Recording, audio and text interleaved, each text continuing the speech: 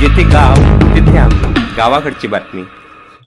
माझ्या काही विश्वसनीय सूत्रांच्या माहितीनुसार मला या ठिकाणी माहिती मिळालेली होती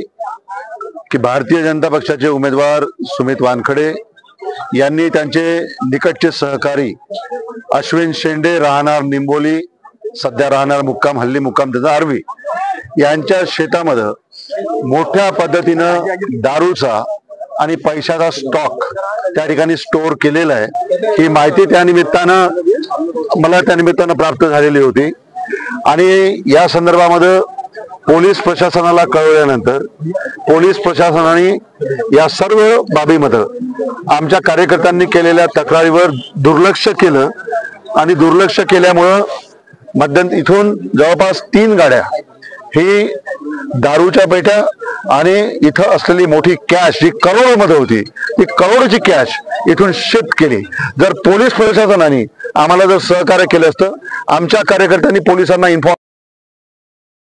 आज इतक्या मोठ्या संख्येनं, प्रचंड मोठ्या संख्येनं दारूचा स्टॉक इथं सापडलेला आहे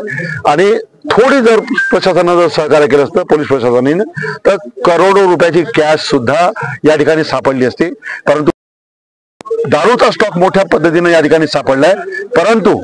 पैसा जो होता, माझ्या माहितीनुसार पैसा शिफ्ट करण्यामध्ये त्यांना यश आलं आणि पूर्ण पैसा इथून त्यांनी ट्रान्सफर केलेला आहे आणि या सर्व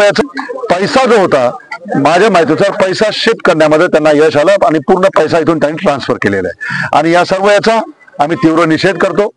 प्रशासनाच्या माध्यमातून जे दुर्लक्ष होत आहे, प्रशासन जे भारतीय जनता पक्षाच्या दबावाला बळी पडत आहे, याचा आम्ही तीव्र शब्दामध्ये या ठिकाणी निषेध करतो आणि सुमित वानखडे जे या ठिकाणी आर्वी मतदारसंघाचा चेहरा मोहरा बदलण्याची भाषा करतात आहे। आज इतका मोठा दारूचा स्टॉक त्यांचा या ठिकाणी सापडलाय। पुढच्या काळामध्ये हेच वातावरण म्हणजे मतदारसंघातल्या लोकांना दारूडी करण्याचं काम या ठिकाणी उमेदवार भारतीय जनता पक्षाचे उमेदवार करतात की काय, हा सुद्धा प्रश्न या ठिकाणी सर्वसामान्य इथल्या मतदारांना त्या निमित्तानं अशा पद्धतीने दारू आणि सर्व याच्या माध्यमातून निवडणूक प्रभावित करण्याकरता 20 तारखेचा मतदान प्रभावित करण्याकरता त्या निमित्तानं भारतीय जनता पक्षाच्या माध्यमातून उमेदवाराच्या माध्यमातून या ठिकाणी होतोय।